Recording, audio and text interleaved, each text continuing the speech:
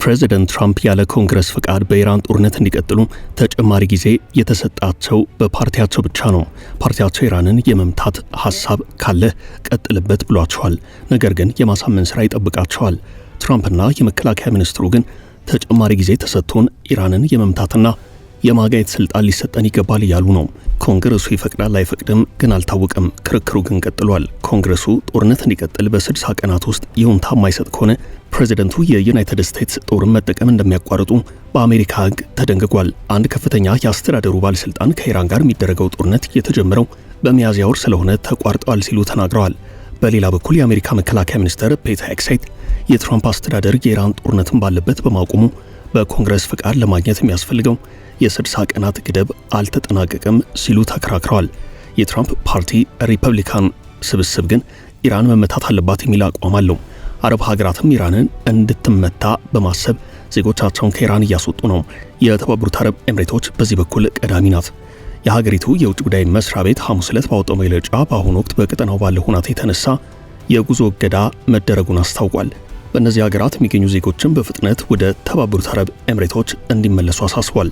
በመግለጫው የሚሰጣቸው መመሪያዎችና ምክሮች በሙሉ ማክበር አስፈላጊ መሆኑን ገልጿል። የተባበሩት አረብ ኤምሬቶች ዜጎቿን ወደ ኢራን፣ ኢራቅ ወይንም ሊባኖስ እንዳይጓዙ አሳስባለች። ይህ ማሳሰቢያ ምናልባትም ጦርነቱ በአዲስ መልክ ሊነሳ እንደሚችል ፍንጭ የሰጠ ሆኗል። ለመሆኑ የተባበሩት አረብ ኤምሬቶች ዜጎቿን ከኢራን ውጡ ብላለች። ወደ ኢራን እንዳይጓዙ ማሳስባለች። ራሷ ኤምሬት ከኢራን ሚሳኤል ተተርፋለች የሚለው ደግሞ ሌላኛው ጥያቄ ነው።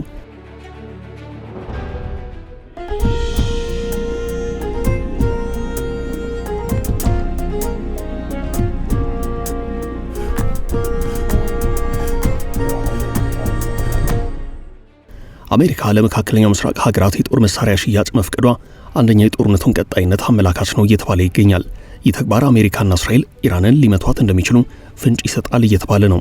አሜሪካ ለመካከለኛው ምስራቅ አጋሮቿ ለእስራኤል፣ ለተባበሩት አረብ ኤምሬቶች፣ ለካታር፣ ለኩዌት በድምሩ ከ8.6 ቢሊዮን ዶላር በላይ የሚያወጣ የጦር መሳሪያ ሽያጭ ፈቅዳለች። የአሜሪካ የጦር ሽያጭ የመካከለኛው ምስራቅ ሀገራት ከኢራን ለሚቃጣባቸው ጥቃት ራሳቸው መከላከል እንዲችሉ ለማድረግ ያለመ ነው። አሜሪካ በኢራን ጦርነት 25 ቢሊዮን ዶላር ከስር ያለው ማለቷ ይታወሳል። ኢራን ደግሞ የለም ውሸት ነው ከ100 ቢሊዮን ያላነሰ ነው ብላለች። የኢራን የውጭ ጉዳይ ሚኒስትር አባስ አራጋቺ የአሜሪካ መከላከያ ባለስልጣናት ጦርነቱ እስካሁን ድረስ 25 ቢሊዮን ዶላር ስለማስወጣቱ ለምክር ቤቱ የሰጡትን ሐሳብ ውሸት ነው ሲሉ አጣጥለዋል። የውጭ ጉዳይ ሚኒስትሩ ጦርነቱ እስካሁን አሜሪካንን 100 ቢሊዮን ዶላር ሳያስወጣት አልቀርም ብለዋል። የአሜሪካ የመከላከያ መስሪያ ቤት ፔንታገን የፋይናንስ ኃላፊ ጁሊየስ ሄርዝ ከትናንት በስቲያ በሀገሪቱ ምክር ቤት ቀርበው ከኢራን ጋር ለሚደረገው ጦርነት እስካሁን 25 ቢሊዮን ዶላር ወጪ አድርገናል ብለዋል። ትራምፕ አሜሪካ በኢራን ጦርነት ብዙ ቢሊዮን ዶላር እንደከሰረች ቢናገሩም በኢራን ጦርነት ምክንያት ከዘውትር አጋሯ ከአውሮፓ ሀገራት ጋር ሆድና ጀርባ ብትሆንም በዓለም አቀፍ ደረጃ አሜሪካ የሚደርስባት ተቃውሞ ቢበረታም ትራምፕ ኢራንን ሂሳቧን ሳልሰጣት አልመለስም ብለዋል። መካከለኛው ምስራቅ ሀገራት በትጥቅ እያገዙ ነው። ተህራን ዋሽንግተን በወደቦቿ ላይ ጣለችውን የባህር እገዳ ተቀባይነት የሌለው ስትል የኮነነች ሲሆን ድርጊቱ እየተባባሰ የመጣው የኢራን ጦርነት እንደ ወታደራዊ ወረራ የሚቆጠር ነው ስትል አስጠንቅቃለች። ተህራን ውስጥ ሶስተኛው ወሩን በያዘው በዚህ እገዳ ምክንያት የነዳጅ ምርት ወጪ፣ ንግድና የባህር ላይ እንቅስቃሴዎች ክፉኛ ተገድበዋል።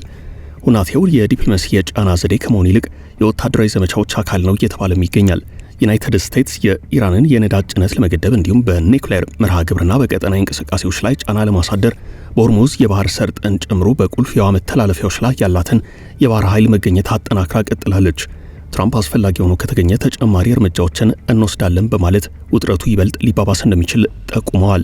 ኢራን የተጣሉባትን እርምጃዎች ለመቋቋምና የአጸፋ እርምጃዎችን ለመውሰድ ቃል የገባች ሲሆን በአሁኑ ወቅት በአፋጣኝ መፍትሄ ሊገኝለት ያልቻሉ ግጭት ይበልጥ አሳሳቢ ደረጃ ላይ የሚገኝ ሆኗል።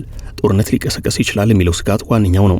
ትራምፕ በጎን እንደዚህ አይነት ነገሮችን እያደረጉ በጎን ደግሞ ሌላ ክርክር ውስጥ ናቸው። ኮንግረሱን ኢራንን እንድመታ ይፍቀድልኝ ብለዋል። ሪፐብሊካኖች የፕሬዝደንቱን ወታደራዊ ስልጣን የሚገድበው ወሳኝ የጊዜ ገደብ ወይንም ዴድላይን ያለ ተቃውሞ እንዲያልፍ በመፍቀዳቸው ትራምፕ በኢራን ያለውን ጦርነት ያለ ኮንግረስ ይሁንታ እንዲቀጥሉ እድል አግኝተዋል። እንደ አሜሪካው የ1973ቱ የጦርነት ስልጣን ህግ ዋር ፓወር አክት አንድ ፕሬዝደንት ያለ ኮንግረስ ፈቃድ ወታደራዊ እርምጃ መውሰድ የሚችለው ለ60 ቀናት ብቻ ነው። ይህ የጊዜ ገደብ አርብ ዕለት የሚያበቃ ቢሆንም የትራምፕ አስተዳደር ግን የጦርነቱ ሰዓት ቆሟል የሚል መከራከሪያ አቅርቧል። የመከላከያ ሚኒስትሩ ፔት ሄግሴት ባለፈው ሚያዝያ 7 የተደረገው የተኩስ አቁም ስምምነት የ60 ቀኑን የህግ ገደብ ለጊዜው እንዲቆም ወይንም ፓውዝ እንዲሆን ያደርገዋል ብለዋል። የመንግስት ባለስልጣናት ከየካቲት 28 ጀምሮ የነበረው ግጭት በይፋ አብቅቷል የሚል ትርጉም በመስጠት ሕጉ በአሁኑ ወቅት እንደማይሰራ እየተከራከሩ ነው። ምንም እንኳን አብዛኞቹ ሪፐብሊካኖች ከትራምፕ ጎን ቢቆሙም ጉዳዩ በፓርቲ ውስጥ ልዩነት ፈጥሯል። የሴኔቱ አብላጫ ድምፅ መሪ ጆን ቶን ጉዳዩን ለድምፅ የማቅረብ ፍላጎት እንደሌላቸው ገልጸዋል። ብዙዎች ጦርነቱ በነዳጅ ዋጋና በምርጫ ላይ የሚያሳድረውን ጫና በመፍራት ፕሬዚደንቱን መቃወም አልፈለጉም።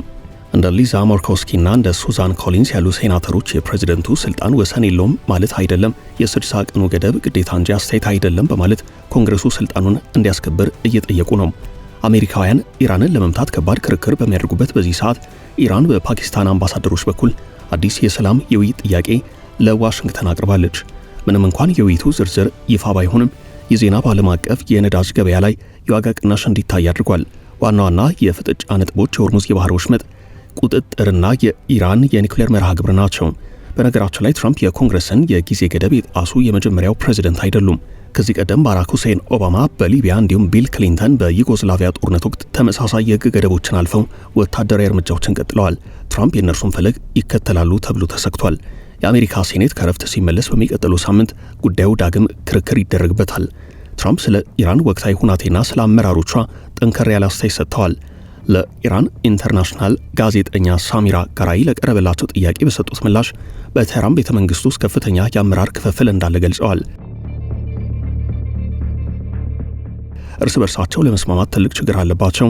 በኢራን ያለው አመራር እጅግ የተበታተነ ነው ብለዋል።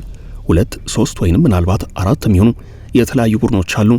ይህም ውሳኔ ሰጭነቱን አስቸጋሪ አድርገዋል ብለዋል። ይህን ሁሉ ብልም ሁሉም ስምምነት ማድረግ ይፈልጋሉ፣ ነገር ግን ሁሉም የተመሰቃቀሉ ናቸው ብለዋል። ትራምፕ ይህንን አስተያየት የሰጡት ኢራን ከአሜሪካ ጋር ለዲፕሎማሲ ዝግጁ መሆኗን በውጭ ጉዳይ ሚኒስትሯ በኩል ባሳወቀችበት ወቅት ነው። ትራምፕ የኢራንን አመራር የተመሰቃቀለ ሲሉ መግለጫቸው አሜሪካ በድርድር ጠረጴዛ ላይ ያላትን የላይኛውን እጅ ለማሳየትና በኢራን ባለስልጣናት መካከል ያለው ልዩነት ለራሳቸው ጥቅም ለማዋል እንደሚፈልጉ ማሳያ ተደርጎ ተጠቅሷል። ይህ የትራምፕ ንግግር በቴህራን በኩል ምን አይነት ምላሽ ሊያስከትል እንደሚችልና በቀጣይ በሚደረጉ የሰላም ጥረቶች ላይ የሚኖረው ተጽዕኖ በቅርበት የሚጠበቅ ነው። በሌላ በኩል የኢራኑ መሪ የእስላማዊ ሪፐብሊኩን የኒውክሌርና የሚሳኤል አቅም ለመከላከል ቃል ገብተዋል። ሙጅተባ ኻሜኒ በሰጡት መግለጫ የኢራን የኒውክሌርና የባሊስቲክ ሚሳኤል መርሃ ግብር ለንግግር እንደማይቀርብ አመላክተዋል። በቴሌቪዥን በተነበበው የጠቅላይ መሪው መግለጫ አያቶላ ሙጅተባ ኻሜኒ የአሜሪካን ግዙፍ ወታደራዊ ኃይል እቅድ አለመሳካቱን በመግለጽ ጦርነቱ በቀጠናው ታሪክ ውስጥ አዲስ ምዕራፍ ከፍቷል ብለዋል። ወሽመጡን ኢራን ተቆጣጥራለች፣ ባህረ ሰላጤውን ይበልጥ ደህንነቱን የተጠበቀ እንዲሆን እናደርጋለን ብለዋል። ቴህራን በወሽመጡ ላይ የሚኖራት ህጋዊ አመራርና አዲስ አስተዳደር የቀጠናውን ዜጎች በሙሉ ተጠቃሚ ያደርጋል ሲል የሙጅተባ ኻሜኒ አስተዳደር እየተናገረ ነው። ሙጅተባ ኻሜኒ ኢራን በአሁኑ ወቅት ካለችበት የጂኦፖለቲካ ጫና ለመውጣት ኢኮኖሚውን እንደ ዋነኛ የጦር ሜዳ መመልከት እንዳለባት አሳስበዋል። ይህ የኢኮኖሚ ዘመቻ በምዕራባውያን የሚጣሉ ማዕቀቦችን መቋቋም ብቻ ሳይሆን በኢራን የኢኮኖሚ ጫና በማሳደር ለውጥ ለማምጣት የሚፈልጉ አካላትን ተስፋ ማስቆረጥ ነው። መሪው የኢኮኖሚ ውጊያ ብለው የጠሩት ይህ እርምጃ የሀገር ውስጥ ምርትን ማሳደግ፣ በራስ መተማመንን ማጠናከርና በውጭ ኃይላት ላይ ያለውን ጥገኝነት መቀነስን ያካትታል። ይህ መግለጫ በኢራንና በምዕራባውያን መካከል ያለው ውጥረት በከረረበት ወቅት የተሰጠ ሲሆን የሀገሪቱ ከፍተኛ አመራር ለቀጣይ ፖለቲካና የዲፕሎማሲ ድርድር ኢኮኖሚውን እንደ መከላከያ ጋሻ ለመጠቀም ማቀዳቸውን ያሳያል። ጠላትን ማሸነፍ የሚለው ጠንካራ ቃል ኢራን ከማዕቀብ ጋር በተያያዘ የምትከተለውን የጽናት ፖሊሲ በድጋሚ ለማረጋገጥ ያለመ ነው። የኢራን የውጭ ጉዳይ ሚኒስትር አባስ አራጋቺ ዋሽንግተን በአሁኑ ወቅት የምትከተለውን የመስፋፋት አካሄድና የማስፈራራት ንግግር መታስተካከል ከሆነ ቴህራን ከአሜሪካ ጋር ለዲፕሎማሲ ድርድር በሯ ክፍት ነው ብለዋል። አባስ እንደገለጹት ንግግር መጀመር የሚቻለው አሜሪካ በኢራን ላይ የምታሳየውን ጠንካራ ጫናና ዛቻ ንግግር ስታቆም ብቻ ነው። ሚኒስትሩ አሜሪካ በመካከለኛው ምስራቅ የምታደርገውን ወታደራዊ እንቅስቃሴና ተጽዕኖ አስፋፊ ሲሉ የገለጹት ሲሆን ይህም ለሰላም እንቅፋት መሆኑን ጠቁመዋል። ይህ የኢራን አቋም የተንጸባረቀው በእንግሊዝ የእስራኤል ኤምባሲ ላይ የተሞከረውን ጥቃት ተከትሎ ቀጠናዊ ውጥረቱ በናረበት ወቅት ትራምፕ በኢራን ላይ ወታደራዊ እርምጃ ለመውሰድ ከኮንግረሱ ተጨማሪ ጊዜ ባገኙ ማግስት ነው። የዋሽንግተን ምላሽ ምን ሊሆን ይችላል? ትራምፕ የቀረበላቸውን የዲፕሎማሲ በር ይጠቀሙበታል ወይንስ የከፍተኛ ጫና ፖሊሲያቸውን ይገፉበታል የሚለው የዓለም አቀፉ ማህበረሰብ ትኩረት እየሳበ ነው። ትራምፕ ኢራን ጦርነቱን ለመቋጨት ያቀረበችው አዲስ የሰላም እቅድ እንዳላስደሰታቸው ገልጸዋል። የኢራን የውጭ ጉዳይ ሚኒስትር አሜሪካ አካሄዷን የምትቀይር ከሆነ ኢራን ለዲፕሎማሲው ዝግጁ ናት ብለዋል። የኢራን ዜና ወኪል ኢርና ቴህራን በፓኪስታን በኩል አዲስ የድርድር እቅድ ለአሜሪካ ማቅረቧን ትናንት አስታውቋል። እቅዱ ስለያዛቸው ዝርዝር ጉዳዮች ግን ያለው ነገር የለም። የፓኪስታን ባለስልጣናት የኢራንን አዲስ እቅድ ለአሜሪካ ማድረሳቸውን ዘገባዎች አመላክተዋል።